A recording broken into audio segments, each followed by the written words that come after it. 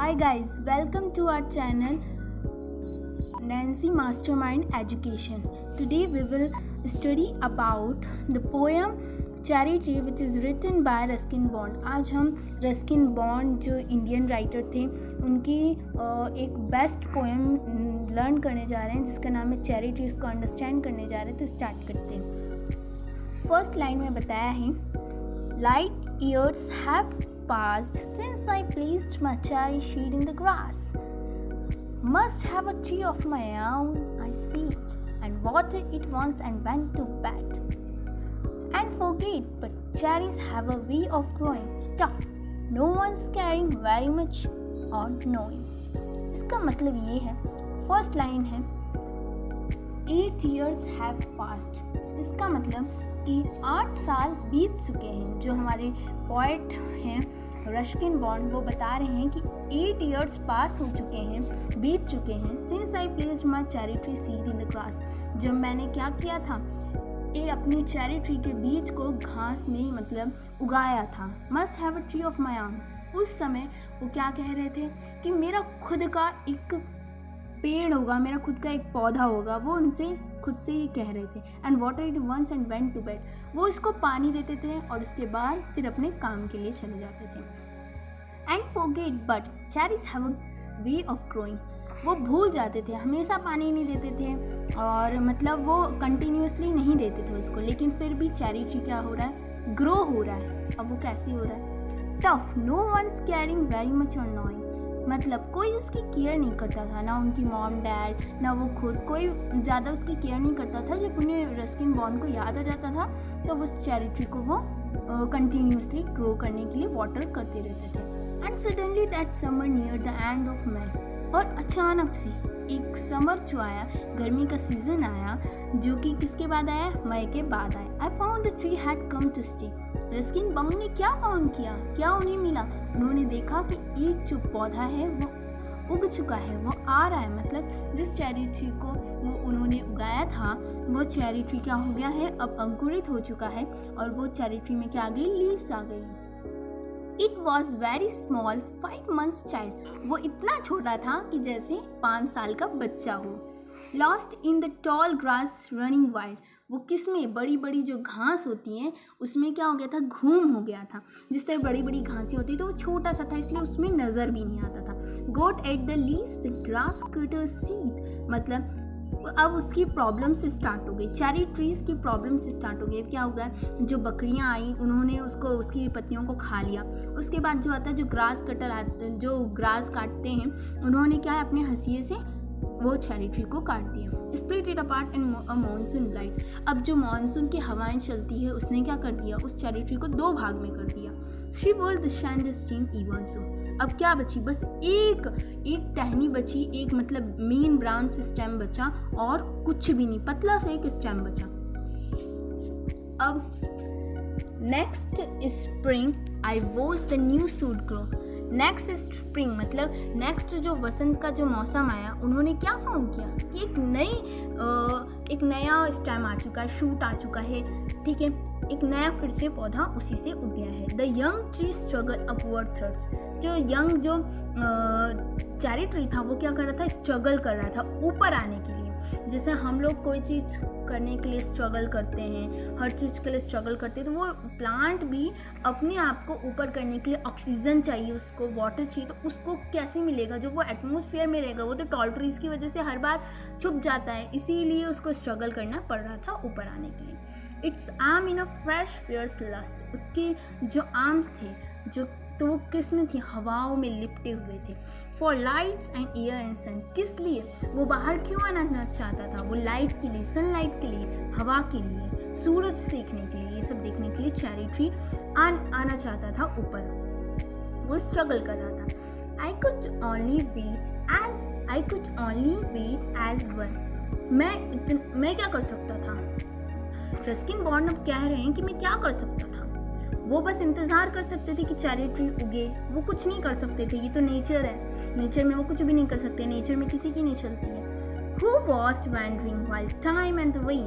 उसका ख्याल कौन रखता था, चेरी ट्री का ख्याल रखते थे समय, वर्षा, पानी उसे वर्षा से मिलता था।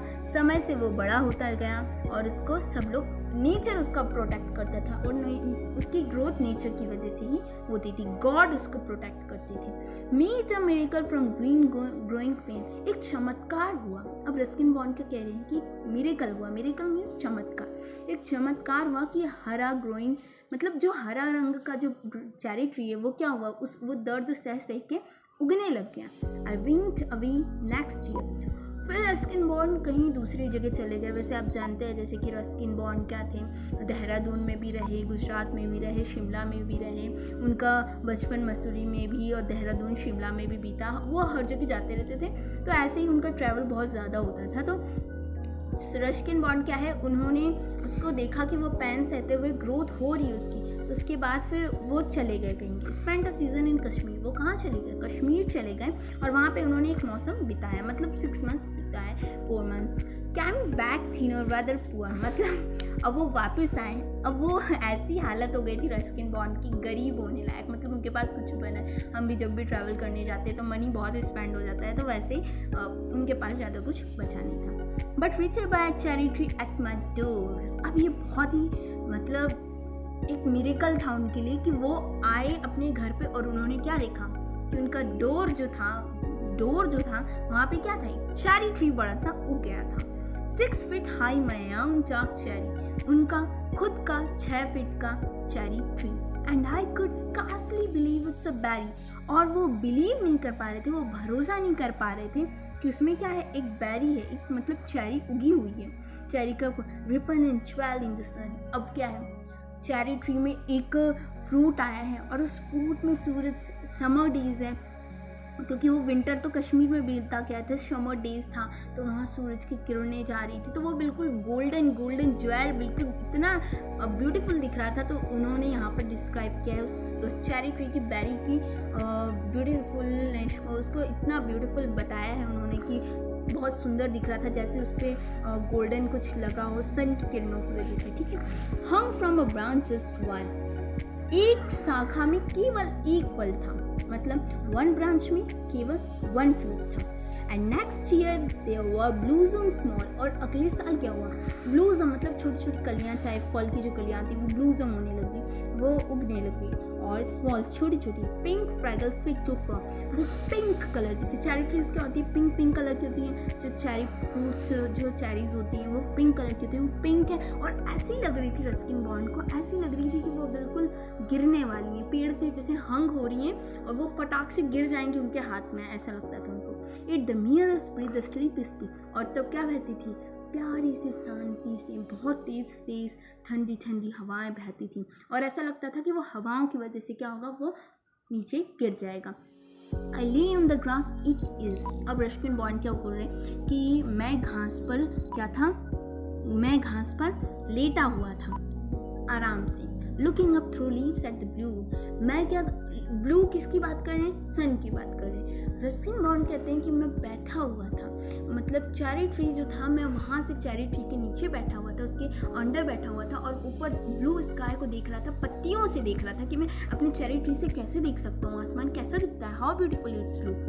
फिर blind sky the finches as they flew, मतलब ऐसा लगता था जैसे स्काई जो है वो बहुत ही प्यारा है और उसमें फिंचेस एक तरह की बर्ड होती हैं वो उड़ रही हैं। एंड फ्लीटेड थ्रू द डैपल ग्रीन, और क्या हो रही है, वो हरी हरी जो पत्तियां हैं, ग्रीन लीव्स है, वहाँ से बिल्कुल पास हो रही, सॉफ्टली से पास हो रही। वाइल बीज इन द एक्टेशी ड्रैंक, और क्या कर रही है, जो मधुमक्खियाँ हैं वो चेरी ट्री से क्या ले रही है, अपना नेक्टर, वो बिल्कुल बहुत ही चेरी ट्री को चूस रही हैं, चेरी ट्री के चेरी फ्रूट को चूस रही हैं। Of nectar from Bloom and the sunshine, क्या हुआ, वो जो बीज हैं, जो मधुमक्खियाँ हैं, वो क्या कर रही हैं, चेरी ट्री से, उसके फ्रूट से अपना शहद बनाने के लिए, उसको वैसे तो अमृत बोलते हैं नेक्टर को, तो अमृत जैसे निकाल रही हैं शहद बनाने के लिए, मीठा सा शहद बनाने के लिए। और तभी क्या होता है, सूरज ढलने लग जाता है, मतलब उदय हो जाने लगता है। स्विफ्टली एंड द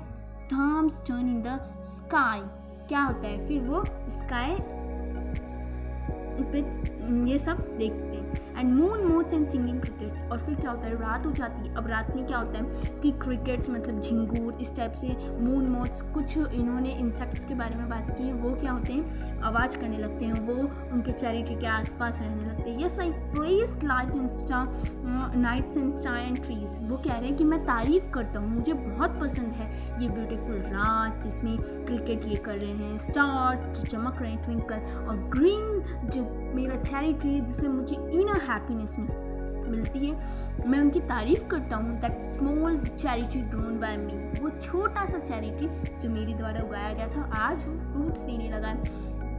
ये चैप्टर रस्किन बॉन्ड ने मतलब खुद के एक हैप्पीनेस को बताया है कि उन्होंने कैसे एक छोटे से बीज को वाटर किया, फिर उसके बाद वो कहीं चले गए, फिर आए अचानक से सडनली उन्होंने देखा कि हाउ ब्यूटीफुल उसमें एक चेरी लगा हुआ था और बिल्कुल एक ही था, और फिर सूरज की किरणें आ रही थी, गोल्डन लग रहा था, और बहुत सारी बातें हुई, ये सब चीज़ें उन्होंने बताई। और ये बहुत ही अच्छी पोएम है, रस्किन बॉन्ड की बेस्ट पोएम है जो बहुत ही फेमस है, यहाँ तक कि वर्ल्ड फेमस भी है, इंडिया में तो बहुत ही फेमस है। रस्किन बॉन्ड वैसे आप जानते होंगे कि कहाँ जन्मे। रस्किन बॉन्ड का जन्म 1934 में गुजरात में हुआ था। और that's final. If you like my, यदि आपको मेरा चैरिटी वाला चैप्टर बहुत अच्छा लगा या फिर अच्छा लगा तो प्लीज़ लाइक करिए, प्लीज़ सब्सक्राइब करिए, और प्लीज़ कमेंट करिए कि आपको नेक्स्ट वीडियो कौन से टॉपिक पे चाहिए। And thank you very much. ऐसे ही मेरी वीडियोस को देखते जाइए। Thank you very much.